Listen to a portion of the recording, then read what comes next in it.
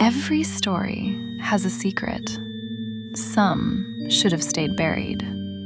The truth hides in the dark, and once you hear it, you can't unhear it. This is Midnight Hour Files, hosted by Dee Dee. Welcome to the Midnight Hour. 7 men, 7 deaths, one woman who said every single one of them deserved it. Tonight we're talking about Aileen Wuornos. And the question that has haunted this case for over 30 years, was she a killer or was she surviving? If you're into true crime stories that make you question everything you thought you knew, make sure to follow, like, and subscribe to Midnight Hour Files on Spotify, YouTube, TikTok, and Patreon. And if you want to support the podcast, check out the link in my bio. Aileen Wuornos is often called one of America's most infamous female serial killers. Between 1989 and 1990, she shot and killed 7 men in Florida. Victims found at close range, in remote areas along highways. But from the very beginning, Wuornos insisted this wasn't murder. She called it survival. To understand what happened on those Florida highways, you have to go back to the beginning. Aileen was born in 1956 in Michigan. Her father was a convicted sex offender who died in prison. Her mother walked away when she was just a child.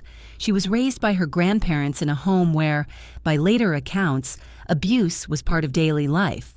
By her early teens, she was living on the streets, surviving through sex work. Her defenders have always argued that what came later didn't happen in a vacuum. It was the result of a lifetime of violence done to her first. Fast forward to 1989.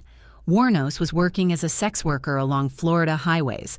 Over the course of about a year, 7 men were killed: Richard Mallory, David Spears, Charles Carskadden, and 4 others. According to trial records and reporting from sources like the New York Times and the Associated Press, the victims were found in remote areas, many shot multiple times. Wuornos was arrested in 1991. At first, she denied any involvement. Then she confessed. Richard Mallory, her first victim, had raped and brutally assaulted her. She killed him to protect herself. She said the same about the others, that each time she feared for her life. Her defense was rooted in fear, trauma, and survival. But prosecutors painted a completely different picture. They pointed to robbery, to inconsistencies in her statements, to the sheer number of incidents. They argued no reasonable person could call 7 killings self-defense. Court records show Wuornos changed parts of her story multiple times, and those inconsistencies ultimately dismantled her case. She was convicted of first-degree murder and sentenced to death multiple times over. Quick pause.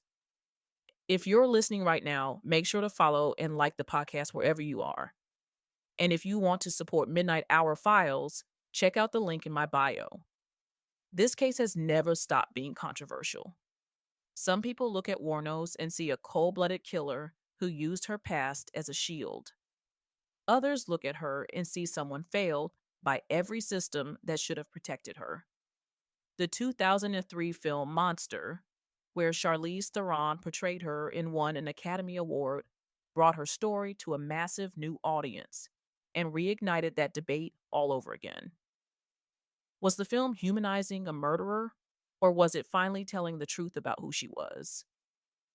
As her execution date neared, Wuornos made a decision that stunned many people. She stopped fighting. She dismissed her legal team, dropped her appeals, and told the court she was ready to die.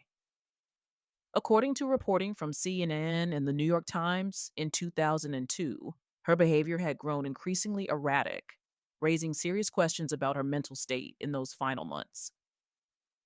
On October 9, 2002, Aileen Wuornos was executed by lethal injection. Her final words were unlike anything heard in an execution chamber before. She said, "I'd just like to say I'm sailing with the Rock, and I'll be back, like Independence Day with Jesus. I'll be back." No apology, no breakdown, no final confession. Just those words, cryptic, defiant, and still unexplained to this day. 7 victims, 7 lives lost. That is undeniable. But so is her history. The abuse, the abandonment, the decades of violence she experienced before she ever pulled a trigger. Criminal psychology has long recognized that victims and perpetrators are not always opposites. Sometimes they are the same person. So I'll leave you with the question this case has always asked. Was Aileen Wuornos a serial killer who knew exactly what she was doing? Or was she a woman backed into a corner her whole life who finally stopped running? There's no easy answer, and maybe that's the point. If you want more true crime stories that go deeper than the headlines, follow, like, and subscribe to Midnight Hour Files on Spotify, YouTube, TikTok, and Patreon. Check the link in my bio to support the podcast. I'll see you in the next case. Some truths never rest, and some stories are never over. This has been Midnight Hour Files. Sleep carefully.